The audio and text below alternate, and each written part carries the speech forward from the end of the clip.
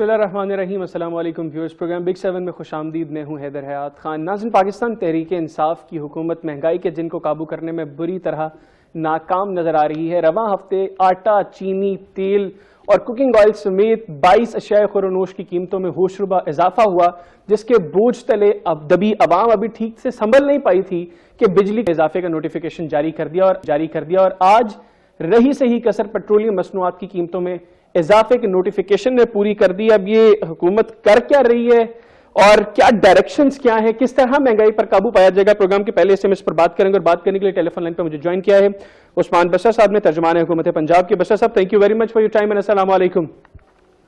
जी वालेकुम सलाम सर। बशर साहब, आपको मेरी आवाज आ रही? जी बिल्कुल, मैं आपको सुन पा रहा हूँ। जी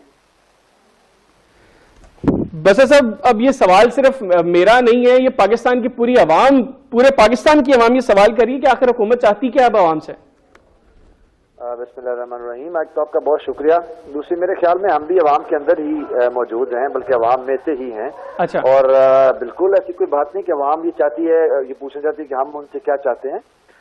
देखिए, मसला ये है कि जहाँ तक अभी आपने अपने इंट्रो के अंदर बात की है कि जो प्राइसेस हैं पेट्रोल की, उनको इंक्रीज किया गया है, तो मैं आपकी खिदमत में अर्ज करूं कि जो पेट्रोल की प्राइसेस हैं, इनकी इंक्रीज होने का डायरेक्टली जो ताल्लुक है वो पाकिस्तान की या किसी हमारी थर्ड वर्ल्ड के कंट्रोल में नहीं है। ये ओपेक जो है, ये तेल पैदा करने वाले मुल्क हैं, ये आलमी मंडी में उसके उतार चढ़ाव से ये कीमतें जो है हर महीने इसको रिव्यू किया जाता है। या तो ये होना जी कि हुकूमत जो है वो पीछे से तेल जो है उसकी सप्लाई में जो है वो कमी आ रही है उसकी प्राइसेस में, और हम ज्यादा कर रहे हैं। तो ये मेरे ख्याल डायरेक्टली आपको अब पता चल चुका होगा और लोगों सबको मालूम है कि ये हमारी हुकूमत ही नहीं, इससे पिछली जो हुकूमत थी, नवाज शरीफ साहब की हुकूमत हो, इससे पिछली, तो ये एक फॉर्मूला तय हो चुका है कि जब इंटरनेशनल मार्केट में पेट्रोल की प्राइस फ्लक्चुएट करती है तो उसके प्लस यानी कि उसका उतार और उसका चढ़ाव दोनों जो है उसको किया जाता है हर महीने के एंड पे। तो देखिए, आप इसको देखिए, इसमें हुकूमत का डायरेक्टली कोई एफर्ट नहीं है, ये तो एक इंटरनेशनल कमोडिटी है। जब ऊपर जाएगी तो प्राइस ऊपर करना पड़ेंगे, नीचे आएगी तो नीचे करना पड़ेगी। ठीक है, ये तो बशर साहब तेल हो गया ना, सिर्फ ऑयल प्राइसेस की आपने बात कर दी, मैंने तो इंट्रो में बाकी चीजों का भी जिक्र किया था। देखिए, बाकी जो चीजें हैं उसमें आपको मैं बताऊं कि जो महंगाई का एक बड़ा एक नैरेटिव अब जो है वो बिल्कुल इसमें दम तोड़ चुका है। अगर आप शुमारियात के डिवीजन की जो है आप लेटेस्ट उसकी रिपोर्ट देखें, उसके अंदर आपको नजर आएगा कि आटा, चीनी और दालें और जो रोजमर्रा इस्तेमाल की चीजें हैं उनके अंदर महंगाई में खातर कमी आई है। बस साहब, इदारे शुमारियात की आज की रिपोर्ट में है कि ओवरऑल महंगाई में 0.2% कमी आई है, लेकिन आटा, चीनी, तेल, घी, कुकिंग ऑयल और 23 अशिया खुरनोश की कीमतों में इजाफा हुआ है। देखिए, जो एक ओवरऑल आपने अभी खुद ही जैसे बताया कि ओवरऑल एक महंगाई की जो शरह है वो कम हुई है। अल्हम्दुलिल्लाह प्राइम मिनिस्टर और उनकी टीम जो है इस पे शबो रोज काम कर रहे हैं। आप दूसरी तरफ ये भी देखिए ना कि आपका जो करंट अकाउंट डेफिसिट है, जो मालियाती खसारा है, वो पाकिस्तान में 20 साल के बाद खसारा खत्म हो गया है और आपका वो जो है वो सरप्लस में आ गया है। आप ये भी तो देखिए कि पाकिस्तान की इस हुकूमत ने आपकी तारीख का सबसे बड़ा कर्जा वापस किया है। आप ये भी तो देखिए कि आपकी स्टॉक मार्केट बेहतर काम कर रही है। देखिए, आपने टेलीविजन पे बैठ के जो चीजें, जो महंगाई है उसमें जो इंपोर्ट्स में चीजें आती हैं, जो खुर्दनी तेल है ये इंपोर्ट किया जाता है, और क्योंकि इसका भी ताल्लुक डॉलर की प्राइस से होता है तो इसकी फ्लक्चुएट हो रही है। लेकिन आज आपकी स्टॉक मार्केट एशिया की दूसरी बड़ी स्टॉक मार्केट के तौर पे काम कर रही है। आज आपकी रियल एस्टेट जो है वो एक बूम की तरफ चली गई है। आज आपका सीमेंट रिकॉर्ड सेल हो रहा है। आज आपकी ऑटोमोबाइल्स के अंदर पाकिस्तान के अंदर चाइना की बड़ी बड़ी कंपनियां के इन्वेस्ट कर रही हैं। सिर्फ सीमेंट के अंदर पंजाब के अंदर 200 अरब रुपए की इन्वेस्टमेंट जो है पिछले हफ्ते में हुई है। आपकी जो स्टील की सेल है वो रिकॉर्ड हाई के ऊपर है। इसलिए बहुत सी चीजें बेहतर भी हैं और इसमें कोई शक नहीं कि इसमें मजीद बेहतरी की गुंजाइश है। लेकिन एक जो नैरेटिव यहाँ पे बनाया गया बार बार बड़ा लंबा अरसा कि जी महंगाई महंगाई और आटा चीनी, अब देखिए कितने यहाँ पे टेलीविजन शो किए गए, आटे की प्राइस ऊपर चलेगी, कम की है तो किसी ने शो नहीं किया। अगर चीनी की प्राइस 100 रुपए ऊपर चलेगी थी, 100 से ऊपर चली गई, तो यहाँ हमारी हुकूमत को ब्लेम किया गया। हमने चीनी माफिया के साथ पाकिस्तान की तारीख में पहली दफा टक्कर ली है और हमने वो प्राइसेस लेके आए वापस 71 रुपए 72 रुपए के ऊपर, और उसमें आज चीनी 100 रुपए से ऊपर मिल रही है लाहौर में। सर देखिए, मैं लाहौर में अगर 100 रुपए से ऊपर मिल रही है तो वो कुछ दुकानदार हैं जिनको हम जो हमारी लोकल जो डिस्ट्रिक्ट एडमिनिस्ट्रेशन है वो देखेगी। चीनी की जो ऑफिशियल प्राइस है वो बिल्कुल 100 रुपए के ऊपर नहीं है, कहीं ये वो प्राइसिंग की जा रही है। लेकिन एक चीज आपको मालूम होनी चाहिए کیا مجھے بتائیے کہ آج پاکستان کی تاریخ میں پہلی دفعہ یہ ہوا ہے, ہسٹری میں پہلی دفعہ ہوا ہے کہ آپ کا جو گنا ہے وہ 1 من 300 روپے کا بک رہا ہے. جب آپ چینی کی بات کرتے ہیں, جب نواز شریف کے دور کے اندر ہم سے پچھلے جو ادوار تھے اس میں یہی گنا آپ کا 140 روپے من کے اوپر بکتا رہا, اور 140 روپے من جب کسان کے اوپر پاس جا رہا تھا وہ بھی اس کو 8-9 مہینے کی ادائیگی نہیں تھی. جب گنا ہم نے عام ایک کسان کو اپلفٹ کیا ہے, جب گندم بس صاحب آپ جو باتیں کر رہے ہیں یقین جانیے مجھے بہت اچھا لگ رہی ہے ساری باتیں سن کر, لیکن میں یہ سمجھتا ہوں کہ فرینکلی آپ مجھے سوال کا جواب دیں گے کہ آپ عوام میں جاتے ہوں گے, عوام آپ کو یہ کہتی ہے کہ ہم بہت خوش ہیں, حالات بہت بہتر ہو رہے ہیں, یا گلا کرتے ہیں, اور جو ہم دیکھ رہے ہیں یا ہم خود سفر کر رہے ہیں وہاں پہ ان ساری چیزوں کے وہ امپیکٹس نظر نہیں آ رہے جو آپ ڈسکس کر رہے ہیں. لیکن یقینی طور پہ اس چیز میں ہم گورنمنٹ کو اپریشیٹ کرتے ہیں کہ کنسٹرکشن سیکٹر کے اندر جو کام ہو رہا ہے اس سے ایسوسیٹڈ جتنی بھی جو انڈسٹریز ہیں ان میں انویسٹمنٹ بھی آئی ہے اور وہ کام کر رہے ہیں, ریئل اسٹیٹ سیکٹر میں بھی بوم آیا ہے, لیکن عام آدمی ابھی بھی بہت متاثر ہے. دیکھیے ایک چیز تو آپ کو انڈرسٹینڈ کرنی پڑے گی کہ پاکستان کے اندر جو آج اکنامک میس ہے جس سے وزیر اعظم عمران خان کی لیڈرشپ کے اندر ہم اسے نبرد آزما ہیں اور بڑی حد تک الحمدللہ اس پہ کامیابی سے قابو پا چکے ہیں, یہ میس پچھلے 40 سال سے تواتر سے جاری تھا لیکن کبھی کسی نے اس کے اوپر بات نہیں کی.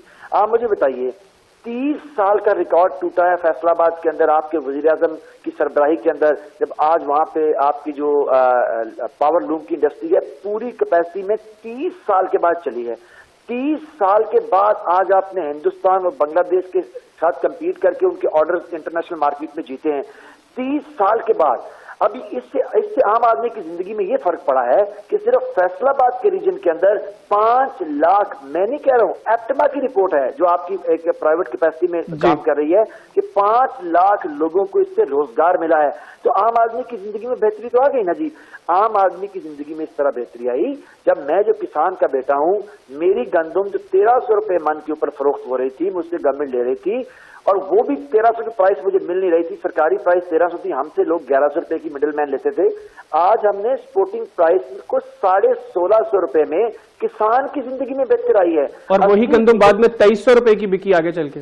سر سنیے, بعد میں 2300 کی بکے یا 4000 کی بکے, لیکن ابھی کی میں بات کر رہا ہوں سر عوام کو گندم کسان سے آپ نے 1600 کا ذکر کیا, ویسے 1600 بھی ریٹ نہیں ہم لوگوں کا, میں خود کسان کا بیٹا ہوں, ہمیں 1600 کا ریٹ نہیں ملا, لیکن جو گندم ہم سے 1600 کی خریدی کی وہ بعد میں عوام تک 2300 روپے میں پہنچ رہی ہے. نہیں دیکھیے میرے خیال میں تھوڑا سا آپ اس کو میرے صحیح طرح بات سن لیں. جی 1650 کی جو سپورٹنگ پرائس ہے وہ اس دفعہ رکھی گئی ہے, ابھی اس دفعہ ہم اس کو دیں گے.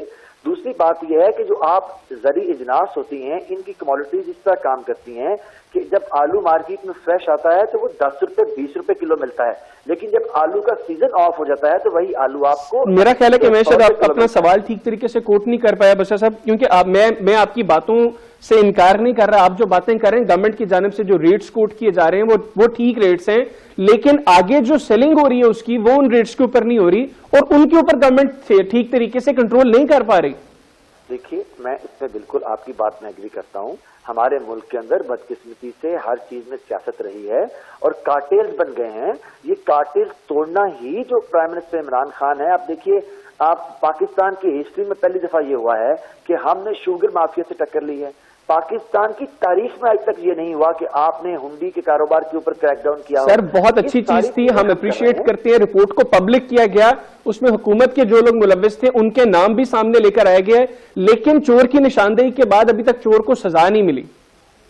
اچھا میں یہ بڑا ایک آپ کا جو سوال ہے نا, مجھے بڑا تھوڑا سا افسوس ہوا کہ میرے خیال میں ایک اچھے اینکر کو جو لا نوئنگ بھی تھوڑا ہونا چاہیے.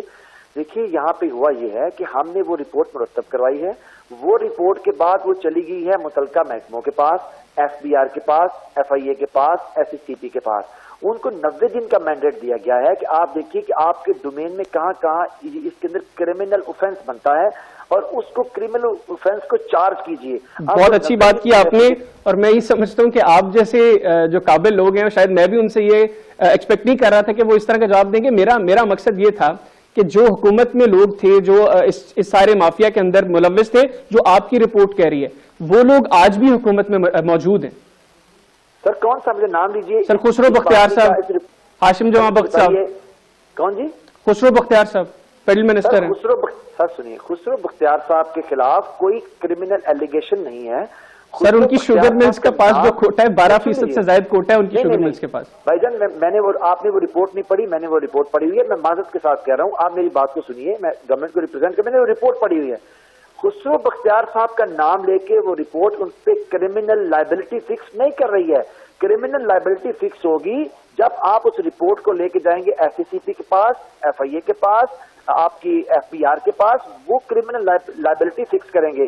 اور جب کرمنل لائبلٹی فکس ہوگی تو یہ عمران خان کی حکومت ہے, یہ نواز شریف کی حکومت نہیں کہ سمجھی کو 80 کمیٹیوں پہ بٹھایا اور جہاز پہ بٹھا کے فرار کروا دیا. جہاں بابر اعوان پہ الزام لگا وہ اسٹیپ ڈاؤن کیے, ابھی ہائی کورٹ نے ان کو باعزت طور پہ اس پہ بری کیا. لیکن اس سے پہلے وہ دوبارہ کابینہ کا حصہ بن چکے تھے. سر بننا چاہیے نا جی, اگر ایک آدمی پہ الزام لگا وہ سر الزام چل رہا تھا جب ان کو کابینہ کا حصہ بنایا گیا, بری اب ہوئے وہ.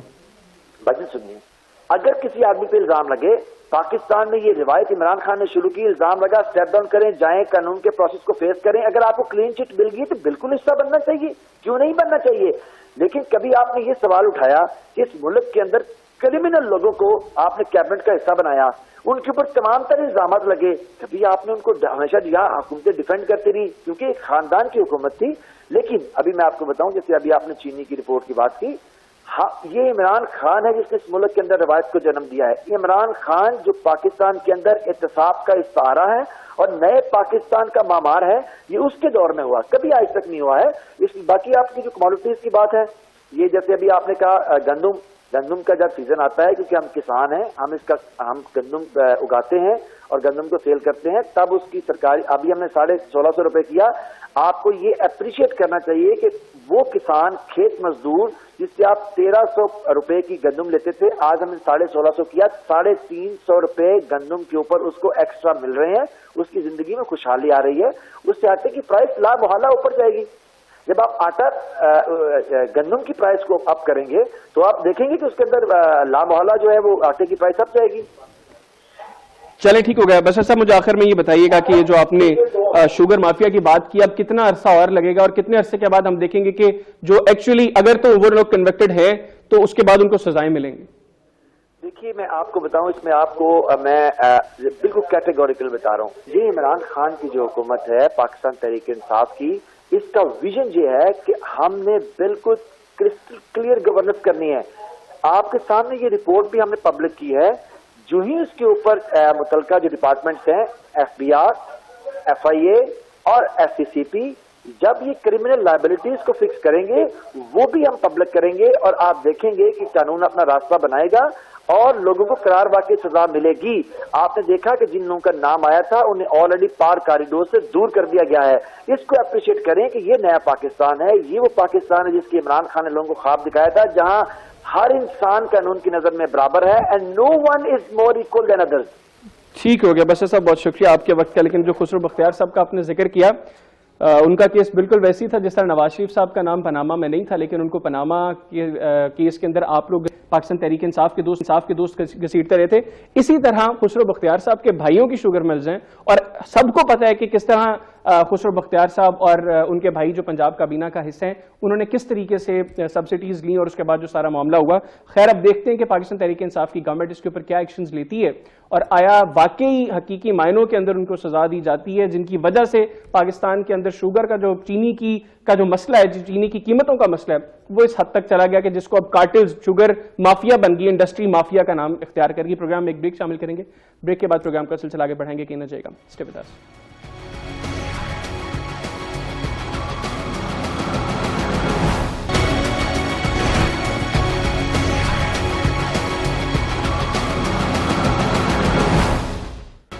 جی welcome back after the break. ناظرین, بھارتی وزیر اعظم نریندر مودی کے مشیر قومی سلامتی اجیت ڈوال نے اچانک افغانستان کا ایک غیر اعلانیہ دورہ کیا. اب یہ دورے کی ٹائمنگ بڑی کروشل ہے, کیونکہ یہ دورہ اس وقت کیا گیا جب پاکستان کی جانب سے بار بار یہ الزام لگایا جا رہا ہے کہ پاکستان کے اندر دہشت گردی کے لیے بھارت افغانستان کی سرزمین کا استعمال کر رہا ہے, اور دوسری جانب قطر میں امریکہ اور طالبان کے درمیان مذاکرات کا سلسلہ جاری ہے. وہ بھی جو ہے وہ بڑے کروشل سٹیج پہ مذاکرات جا چکے ہیں, اور بھارت نے ابھی تک طالبان کو تسلیم نہیں کیا, ان کی سیاسی طاقت کو ابھی تک تسلیم نہیں کیا. تو اس حوالے سے دورہ بہت اہم ہے پروگرام کے حصے میں اس کے اوپر بات کریں گے. اور بات کرنے کے لیے ٹیلی فون لائن پہ مجھے جوائن کیا ہے لیفٹیننٹ جنرل ریٹائرڈ نعیم خالد لودھی صاحب نے, سابق وزیر دفاع ہیں. Thank you very much general صاحب. السلام علیکم. وعلیکم السلام. جنرل صاحب, سب سے پہلے تو کیا ضرورت پڑ گئی اچانک اجیت ڈووال کو افغانستان کا دورہ کرنے کی, اور یہ غیر اعلانیہ دورہ؟ جی دیکھ, بہت بڑی ضرورت تھی کیونکہ اب آپ دیکھیں کہ کیا سہارا رہ گیا ہندوستان کا افغانستان میں. ان کو نظر آ رہا ہے کہ آگے کیا ہونے والا ہے. تو جیسے وہ ڈوبتے کو تنکے کا سہارا, تو وہ تو کوئی تلاش کر رہے ہیں کہ کسی طریقے سے جس قسم کی ریشہ دوانی ہے وہ کر رہے ہیں افغان سوائل کو استعمال کر کے پاکستان کے خلاف. اس کو صاف ظاہر وہ جاری رکھنا چاہتے ہیں, اور اس کی خاطر جو بھی ان کو کرنا پڑے گا وہ پوری کوشش کریں گے. اجیت ڈووال کا جو رویہ ہے پاکستان کی طرف, اور جو کچھ انہوں نے کہا ہے پاکستان کے بارے میں, وہ تو سب کو معلوم ہے. جو وہ امریکہ اور ہندوستان جو کچھ کرنا چاہتے ہیں سی پیک کے ساتھ, وہ سب کے سامنے ہے. تو میرا خیال ہے کہ ہمیں تو بڑا کلیئر ہونا چاہیے کہ اس دورے کا مقصد اسپیشلی اینٹی پاکستان دورہ تھا یہ.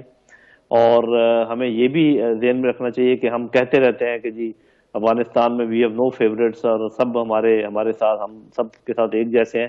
اب دیکھ لیجئے جو لوگ آپ کے خلاف سازشیں کرتے ہیں, اگر وہ بھی آپ کے فیوریٹ ہیں اور باقی سب کے برابر ہیں, تو پھر بہت اچھی خارجہ پالیسی ہے. اور میں کیا کہوں, یا پھر یہ کہہ سکتے ہیں کہ ڈپلومیٹک ٹرمز میں یہ کہا جا سکتا ہے, لیکن ریئل پالیٹکس سمجھنے میں کوئی دشواری ہمیں نہیں ہونی چاہیے کہ ہمارا دوست کون ہے, دشمن کون ہے, اور افغانستان میں جو مختلف اینٹیز ہیں ان میں ہمارا دوست کون ہے اور دشمن کون ہے. اچھا جنرل صاحب, ویسے فرینکلی تھوڑا سا آگے چل کے بات کر لیتے ہیں. آپ کے خیال میں, جس طرح آپ بھی اکثر ذکر کیا کرتے ہیں کہ افغانستان کے اندر جو اشرف غنی صاحب کی حکومت ہے وہ اب چند مہینوں کی مہمان ہے, اور ایک نیا سیٹ اپ شاید افغانستان کے اندر اب آنے والا ہے, تو آپ کے خیال میں اشرف غنی صاحب بھی اس سیٹ اپ کے خلاف انڈین لابی کا استعمال کر رہے ہیں؟ اور دوسری جانب جس طرح آپ نے بھی ذکر کیا کہ اس دورے کے اندر یقینی طور پر پاکستان کے خلاف افغانستان کی سرزمین کے استعمال کے حوالے سے بھی گفتگو ہوئی ہوگی.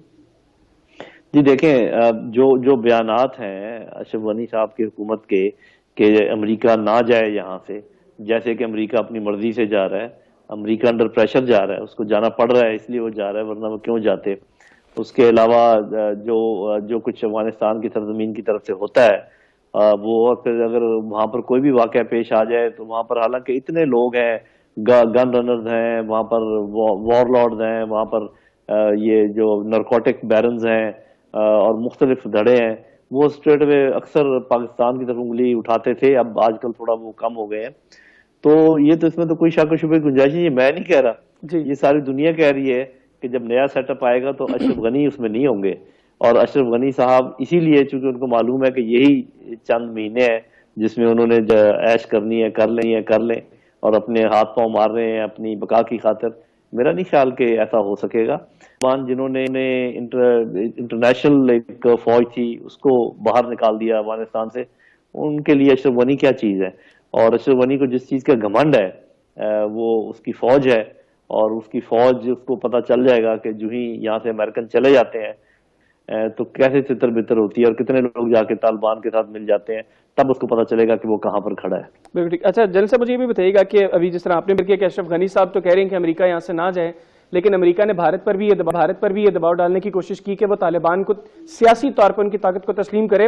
یہاں تک روس جیسے ملک نے طالبان کی سیاسی طاقت کو تسلیم کر لیا, ایران نے تسلیم کر لیا, تو بھارت جو اب یہ تسلیم نہیں کر رہا, ایک حقیقت کو تسلیم نہیں کر رہا, تو آنے والے دنوں میں جیو پولیٹیکلی جو اب حالات پیدا ہو رہے ہیں اس میں بھارت کے لیے بہت سی مشکلات نہیں کھڑی ہو جائیں گی, کیونکہ ایران کے ساتھ بھی اب تعلقات بہت بھارت کے خراب ہو چکے ہیں, ادھر سے اب رشیا بھی پریشر ڈال رہا ہے, اس کے باوجود بھارت ایکسیپٹ نہیں کر رہا اس کو.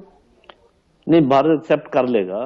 دیکھیں پالیٹکس میں یہ تو چلتا ہے نا کہ وہ ایک خاص حد تک نہیں کرے گا. اس کے بعد اشرف غنی کو بھی یہ سوٹ کرتا ہے کہ بھارت ایکسیپٹ کرے طالبان کو, کیونکہ اشرف غنی نے نیگوشیٹ کرنا ہے طالبان کے ساتھ. آپ کو پتا ہے کہ وہ جو ابھی آپ خود بات کر رہے تھے کہ ان کے انٹرا افغان ڈائلاگ شروع ہونے والے ہیں, تو اگر بھارت نے کوئی رول پلے کرنا ہے جو کہ وہ کرنا چاہے گا, جو اصل میں ہوگا نہیں انشاءاللہ, تو اس کے لیے وہ جلد یا بدیر افغان طالبان کو قبول کرے گا. اور آپ دیکھیے گا کہ وہ کافی سارے ان کے لیے کانٹے پھینکے گا, جیسے مچھلی کو بیٹ دیا جاتا ہے, وہ آپ کو دیکھنے میں نظر آ جائے گا اگلے 2-3 مہینے میں. جی بالکل. اچھا جن صاحب, آخر میں مجھے یہ بھی بتائیے گا, جس طرح آپ نے کہا کہ اشرف غنی صاحب کو سپورٹ کرتا ہے کہ وہ بھارت طالبان کو ایکسیپٹ کرے تاکہ کل کو مذاکرات ہوں، تو ان کو زیادہ سوٹ یہ نہیں کرتا کہ وہ پاکستان کے ساتھ اپنے تعلقات کو بہتر کریں، کیونکہ پاکستان جس طریقے سے اپنا کردار ادا کر سکتے ہیں، پاکستان کر سکتے ہیں اس سارے پروسیس کے اندر، بھارت تو اس طریقے سے کردار نہیں ادا کر سکتا، اور بجائے اس کے کہ وہ پاکستان کے خلاف بھارت کو سپورٹ کریں، غنی صاحب کو چاہیے کہ وہ بھارت کو ایک شٹ اپ کال دیں۔ وہ آپ کی آواز تھوڑی سی کٹ گئی، لیکن اوور آل سوال میں سمجھ گیا ہوں جی۔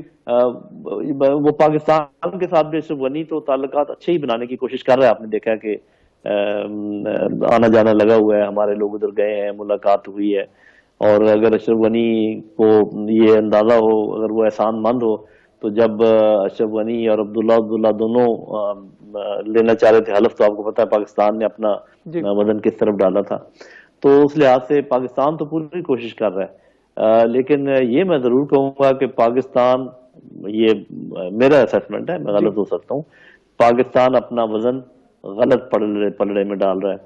پاکستان کو پتہ ہونا چاہیے کہ افغان طالبان کے تعلقات ابھی ناردرن الائنس کے ساتھ سب کے ساتھ ہیں، عبداللہ کے ساتھ ہیں، جتنے ازبکس ہیں، جتنے تاجکس ہیں، ان سب کے ساتھ ان کے تعلقات ہیں، سوائے صاحبزادہ دوستم وغیرہ کے، تو وہ بھی اپنی بات چیت کر رہے ہیں۔ تو میرا اپنا خیال یہ ہے کہ پاکستان کو دیکھنا چاہیے کہ آنے والے مہینوں میں، آنے والے دنوں میں کون سی ڈومینیٹنگ پولیٹیکل پاور ہوگی، پولیٹیکل اینڈ ملٹری پاور، تو ہمیں انہی کے ساتھ کھڑا ہونا چاہیے، اور انہی کے ساتھ ہماری کمیونیکیشن بھی اچھی ہے، تو ہمیں خام خواہ یہ بیلنسنگ ایکٹ کرنے کی کوشش نہیں کرنی چاہیے اس سلسلے میں، جبکہ ہمیں پکا پتا ہے کہ ایک پلڑا جو ہے وہ بہت ہلکا ہے اور بڑی جلدی وہ فزل آؤٹ ہو جائے گا، خام خواہ اپنا وقت ضائع کر رہے ہیں ان کی طرفداری کر کے یا ان کے ساتھ مل کر۔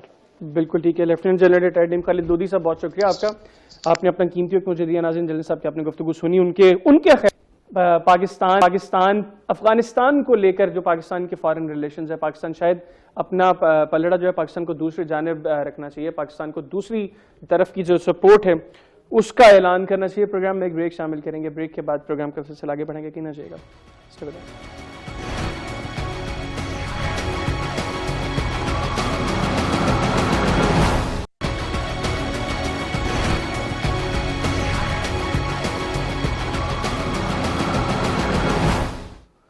جی welcome back after the break. ناظرین، امریکی عوامی نمائندگان نے امریکن پریزیڈنٹ ڈونلڈ ٹرمپ کے مواخذے کی قرارداد منظور کر لی ہے۔ قرارداد کے حق میں 232 اور مخالفت میں 197 اراکین نے ووٹ ڈالا، اور اب یہ معاملہ امریکن سینٹ میں چلا گیا ہے، جس کے بعد اب امریکی صدر ڈونلڈ ٹرمپ امریکن ہسٹری کے پہلے صدر ہوں گے جن کا 2 مرتبہ مواخذہ کیا جائے گا۔ تو حالات کیسے ہو چکے ہیں اب امریکہ کے اندر؟ جس وقت جو بائیڈن کو ملنے والے الیکٹورل ووٹس کی توثیق کی جا رہی تھی، اس وقت کیپٹل ہل پر دھاوا بولا گیا، اس کا الزام جس طرح ڈونلڈ ٹرمپ پر لگا کہ انہوں نے ورغلایا تھا لوگوں کو جنہوں نے جا کے وہاں پہ دھاوا بولا، اور اب جو حالات پیدا ہو چکے ہیں امریکہ میں، اس کے اوپر بات کریں گے، اور بات کرنے کے لیے ٹیلی فون لائن پہ مجھے جوائن کیا ہے امریکہ سے ساجد ترٹ صاحب نے، مشیر ہیں ڈونلڈ ٹرمپ صاحب کے۔ ساجد صاحب، thank you very much for your time and السلام علیکم۔ My pleasure. Thank you. Walaikum salam. Thank you for having me in your show. Thank you. Thank you very much. بھائی جان، یہ ہو کیا رہا ہے امریکہ میں؟ دیکھیے، America is going through a political exercise اور پولیٹیکل کرائسس ہیں آج کل، اور یہ اس کا بیک گراؤنڈ جاننا بہت ضروری ہے۔ سب سے پہلے تو یہ دیکھنا ہوگا کہ یہ ڈویژن شروع کہاں، ان کو ڈیوائڈ یہ کیسے ہوئی، بلیک اینڈ وائٹ بیسس پہ یا سوشلزم یا کنزرویٹزم بیسس پہ یہ ڈویژن کب سے شروع ہوئی ہے؟ یہ امریکہ میں یہ ڈرامہ تقریباً 8 سال پہلے شروع ہوا۔ 8 سال پہلے اس طرح ہے کہ آپ کو دیکھنا ہوگا کہ یہاں پہ سیاہ فارم جو ہے امریکہ میں صرف 13% ہے، 12.9%۔ جب براک اوباما صاحب پریزیڈنٹ بنے تو انہوں نے بالکل چیزیں ڈیوائڈ کرنا شروع کر دی۔ اگر آپ گوگل کر کے دیکھیں تو ان کی جتنی اپوائنٹمنٹس تھی وہ ساری ریشل بیسس پہ تھی۔ ان کو شوق تھا کہ ہسٹری بنایا جائے، ہر ڈپارٹمنٹ کا ہیڈ جو ہے اس کو افریقن امریکن کالا لایا جائے۔